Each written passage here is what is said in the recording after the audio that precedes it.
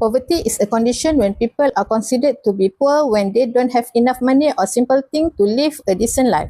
There are many environmental, legal, social, economic, and political causes that effect of poverty. Poverty has been divided into two categories. First, it is known as absolute poverty, that people's income cannot meet basic personal needs such as food, clothes, and shelter. The other one is relative poverty, in which people's income cannot meet standard of living compared to other people in the same time and place. Relative poverty started concerning Malaysian when Malaysia followed the World Bank framework of classified Malaysia into three tiers of income group, which are T20, M40 and B40. The relative poverty rate has been declining year by year. Government provides various financial assistance to people to reduce extreme poverty in Malaysia. I would like to present about issue poverty in Malaysia. Poverty and income inequality remain serious issue in Malaysia. Significant impact our economic growth. Since the 1970s, the government have made numerous efforts to address this challenge. Yet they have persisted, particularly between urban and rural area. In urban area, residents enjoy better access to basic needs, infrastructure and job opportunities. However, the city development brings higher living costs, making it difficult for low-income families to sustain themselves. In contrast, rural areas, particularly in Kelantan, Sabah and Sarawak, face even greater challenge.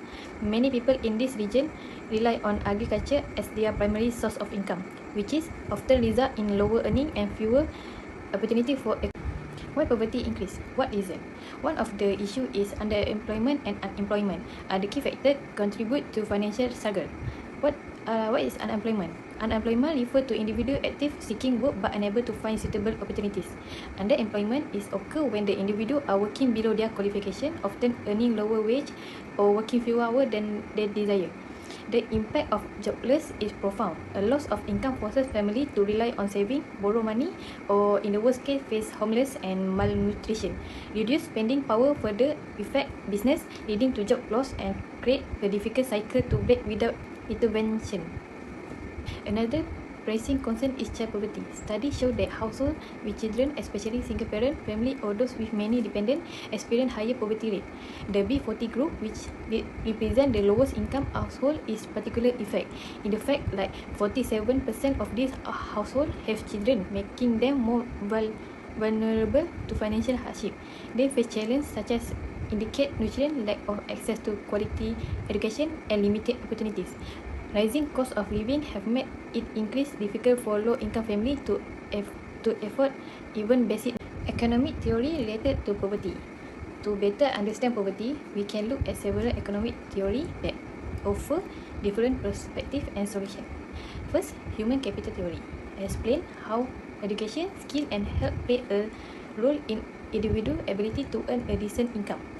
People in poverty often lack education and training opportunity, leading to fewer job prospects.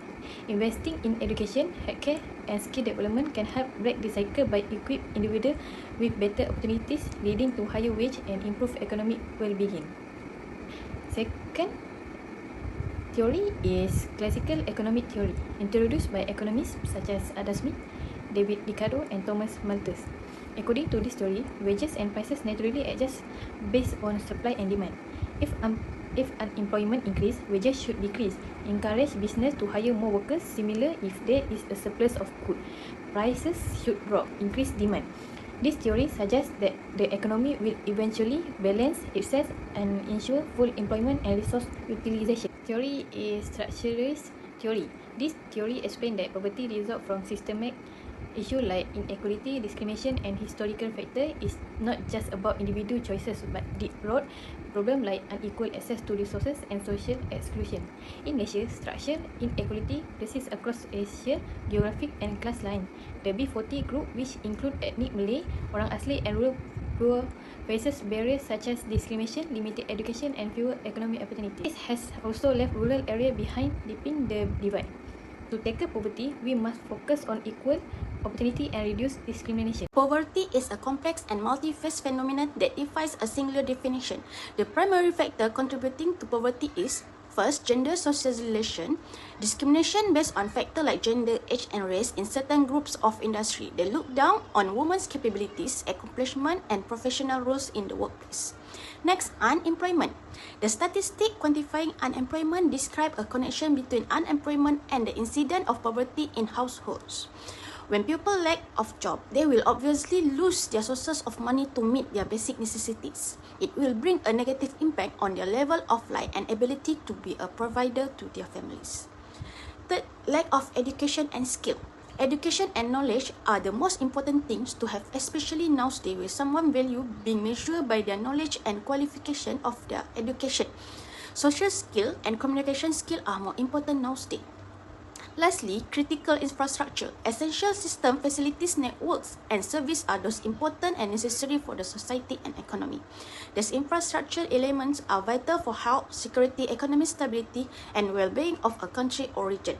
Any disruption or damage can lead to significant harms, including economic loss, public safety risks, and even national security threats. I would like to present about the policy recovery to the issues. To reduce poverty, the government should create policy that support both short-term and long-term economic recovery. Our main reason for poverty is unemployment.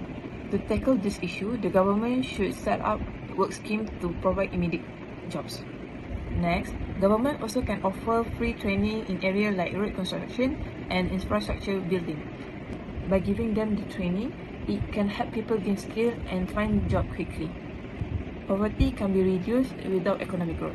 If a large portion of the population remain in poverty, it hurts the economy. It is also important to ensure that income is fairly distributed so everyone has the chance to benefit from the growth. Here is impact theory of poverty to Malaysia economy. Poverty continues to be a pressing issue in Malaysia, with profound effect on our economy.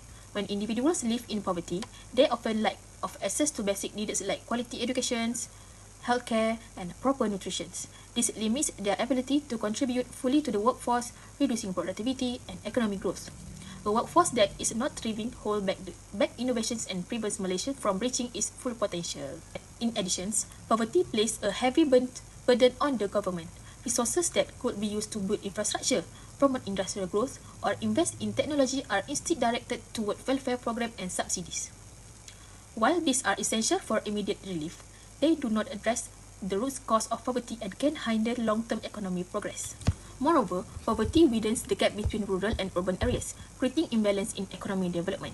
Many rural communities remain underdeveloped, while urban areas continue to grow.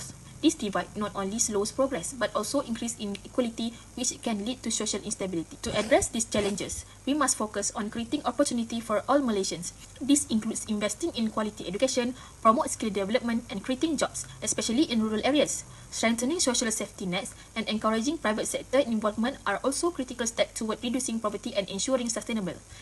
By addressing poverty, we can improve lives, reduce inequality, and build a resilient, thriving economy for Malaysia.